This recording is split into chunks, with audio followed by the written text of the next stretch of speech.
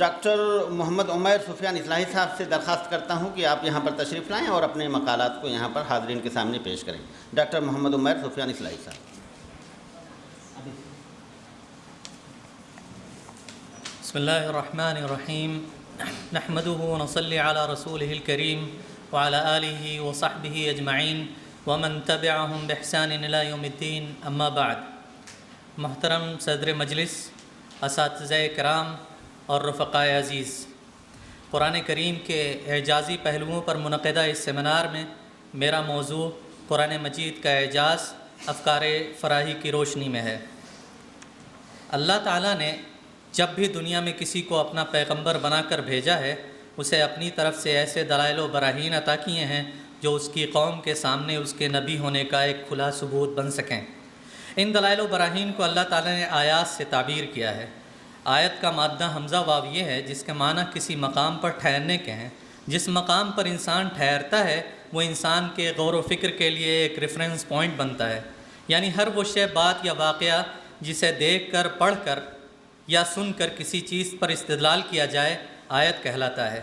آیت مکمل دلیل نہیں ہوتی بلکہ وہ کسی دلیل پر انسان کو متنبع کرتی ہے۔ مثلا کھڈر اس بات کی نشانی ہوتا ہے کہ وہاں کچھ لوگ رہتے تھے۔ ان نشانیوں اور علامات سے استدلال جس طرح طبیعتی دنیا میں ہوتا ہے، اسی طرح ان کا استعمال ما بعد طبیعتی حقائق کے ادراک کے لیے بھی ہوتا ہے۔ توحید، رسالت، معاد اور اس سے متعلق دیگر امور ایسی چیزیں ہیں جن کا تعلق ما بعد طبیعتی حقائق سے ہے۔ ان حقائق کے ادراک کے لیے ایسے نشانیوں کی ضرورت ہوتی ہے جن سے انسان ان حقائق پر استدلال کر سکے، کیونکہ انسان کی فطرت میں داخل ہے کہ اس کی قوت استنباط ایک معلوم نقطے سے دوسرے غیر معلوم نقطے پر استدلال کرتی ہے۔ اس لیے اگر انسان کو کچھ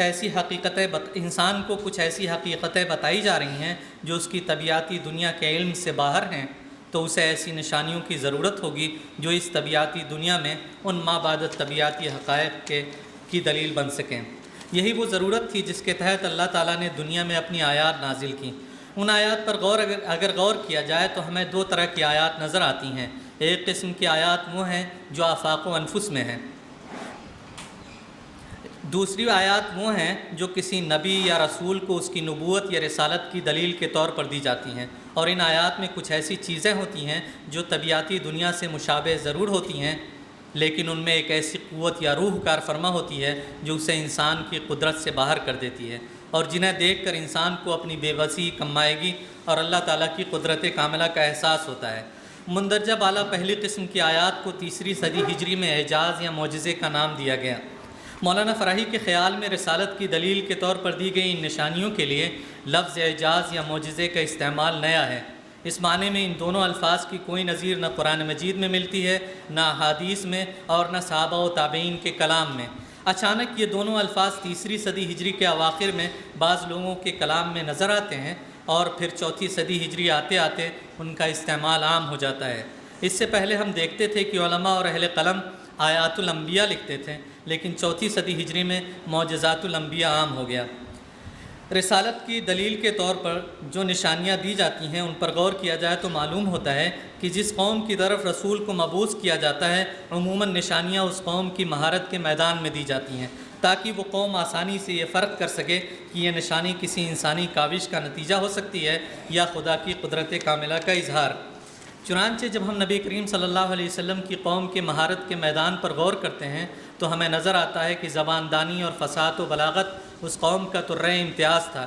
اسی لیے نبی کریم صلی اللہ علیہ وسلم کو قرآن مجید کی صورت میں فصاحت و بلاغت کی ایک نشانی عطا کی گئی، اور چیلنج کیا گیا کہ ان کی قوم اپنی لسانی قوت کو آزما کر دیکھ لے کہ وہ اس کی فصاحت و بلاغت کا مقابلہ کر سکتی ہے یا نہیں۔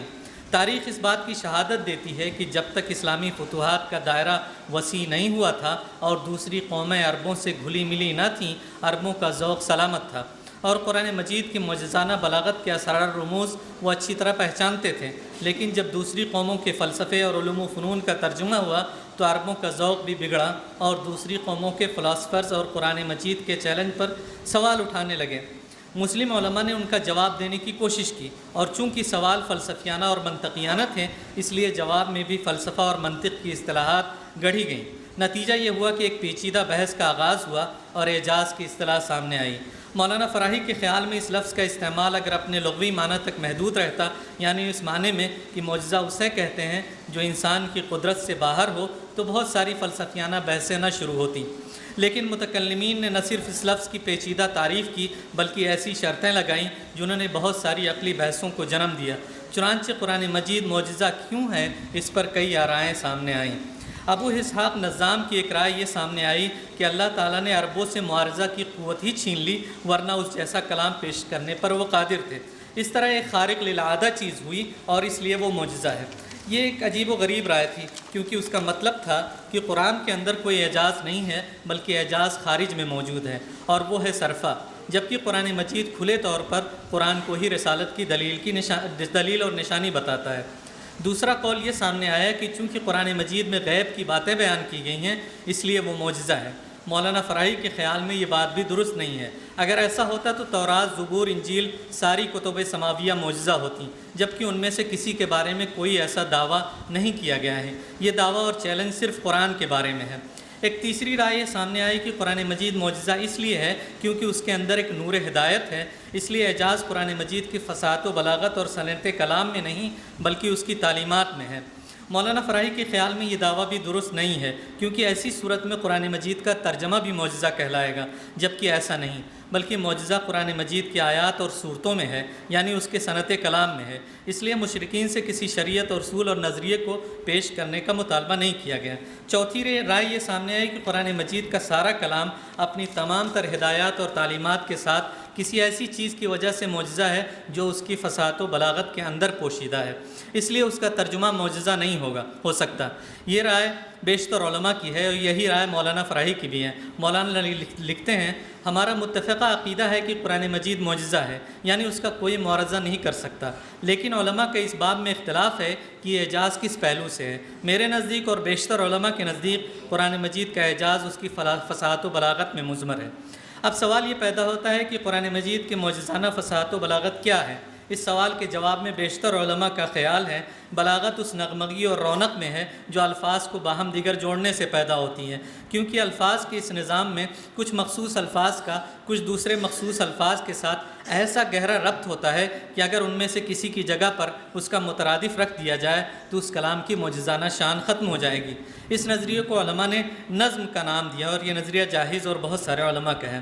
مولانا فراہی نظم کے اس تصور سے آگے نظام القرآن کا ایک وسیع تصور پیش کرتے ہیں اور وہ ان کے نظریہ نظام القرآن کے نام سے معروف ہے۔ مولانا فراہی کے خیال میں بلاغت نام ہے اپنے پیغام کو مخاطب تک اس طرح پہنچانا کہ وہ اس کے دل کی گہرائیوں میں اتر جائے، اس لیے متکلم وہ تمام وسائل استعمال کرتا ہے جو اس کے پیغام کو مؤثر انداز میں مخاطب تک پہنچانے میں معاون ہو سکتے ہیں۔ اس میں نفسیاتی، جمالیاتی، حسیاتی، عقلی اور روحانی وسائل سب شامل ہیں۔ قرآن مجید کا اعجاز یہ ہے کہ اس نے ابلاغ کو درجہ کمال تک پہنچایا، حسن معنی کا ایک اعلیٰ ترین نمونہ پیش کیا، کمال فصاحت کے ساتھ نظم و تالیف کا ایک حیرت انگیز نظام قائم کیا، اس کا لہجہ انتہائی بلند اور اس میں ہدایت و حکمت کی لازوال روح کار فرما ہے۔ مولانا فراہی کے خیال میں قرآن مجید کے بلاغت کے کئی اور پہلو ہیں جن پر اس موضوع کے تحت گفتگو ہونی چاہیے۔ حسن استدلال کے گوناگوں پہلو، ربط معانی کے مختلف انداز، ضرب الامثال کے مختلف طریقے، قصص سے عبرت پذیری کے مختلف ڈھنگ، کلام کا بڑھ کر اپنے مرکز کی طرف لوٹنا، زجر و عتاب، متکلم کی شدت یقین کا اظہار، مترفعانہ اعراض، ناصحانہ اظہار حسرت وغیرہ قرآن مجید کی معجزانہ بلاغت کے ایسے پہلو ہیں جن پر قرآن مجید پر تدبر کرنے والا اگر غور کرے تو اسے وحی الہی کے معجزانہ اثر کا ادراک ہوگا۔ خلاصہ کلام یہ ہے کہ قرآن مجید خدا کا ایک معجزہ ہے، یعنی اس کی قدرت کاملہ کی وہ نشانی ہے جس کے مثل پیش کرنے کی قدرت انسان کے اندر نہیں۔ انسانوں کو اگر اس کلام کا اعجاز محسوس کرنا ہے تو انہیں عربی مبین کو پڑھنا ہوگا اور اس کے اثر و رموز کو جاننا ہوگا تاکہ قرآن مجید کے معجزانہ اثر کو محسوس کر سکیں۔